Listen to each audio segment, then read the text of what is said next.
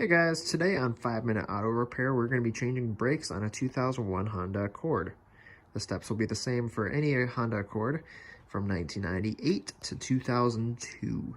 Down under the driver's side of the car, we're going to position the jack right here on the frame. Before you do this, make sure that the handbrake is set securely. For added security, I have chalked off the back wheels. With the vehicle still on the ground, loosen all of the lug nuts to the point where they turn freely. Now with the car in the air and the lug nuts loosened, you can easily remove them by hand, like so. Next, using a 17mm socket, you want to remove the caliper guide pins. One is right up here, the other is right here. With the caliper bolts removed, it slides right out, and you can remove the pads. It's best to stick it up and over this extra jack I have, like so. That way it's not hanging on the line. Now the next challenge is going to be to remove this caliper bracket right here. It's held on again by two bolts, one here and one right up here. With those two bolts removed, the caliper bracket slides right off. I'll set it aside. Next, if you're unfortunate enough to have these two rotor screws in here, your job's not going to be easy because most likely these are going to have to be drilled out, but we're going to try with a screwdriver first. Now I got lucky with this one and the screws literally just came right out with a screwdriver. Normally that wouldn't be the case though, and you'd have to put a drill in here, drill into it, put the drill in reverse, and pull it out by pushing the drill in reverse. That'll make it unscrew itself. Otherwise, yeah, these screws are literally unnecessary. The only purpose they serve is holding the rotor in place while you change the brakes, which you can easily do by putting a lug nut or two on while you're changing the brakes. So now it's a little stuck, so we're going to pound it off with a sledgehammer. But a few hits in the back, a few hits in the front, around the hub, should loosen it up.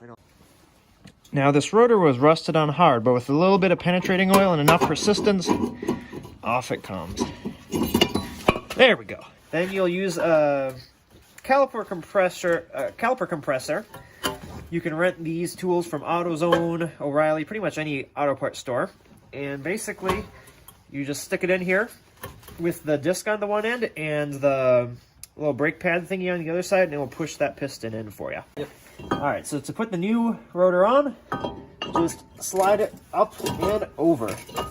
And I'll leave it up to you whether or not you want to put these screws back in. Just know that the next person to do the brakes, you might be doing them a favor by not putting them in. But for the sake of the brake job, I'll put them in to hold the rotor in place since they came out easily.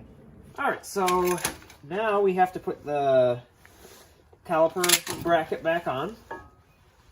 So you're just going to slide this over the new rotor,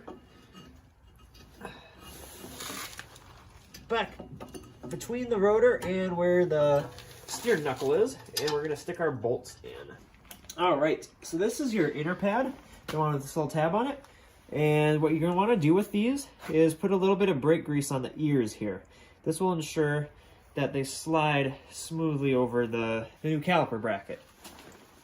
So this one, you come around to the back and just line up with the notches, and it'll slide right into place. Perfect, like that. Front brake pad, little grease on the ears, like so. Goes right in here. Should just slide in smoothly, like so. You'll take the caliper, which we've compressed, so it should fit nice and smoothly over the top here. We can start putting in the caliper guide pins. A little bit of grease, nice and slick. And then these just bolt in. Last but not least, just spray off the rotor with some brake parts cleaner.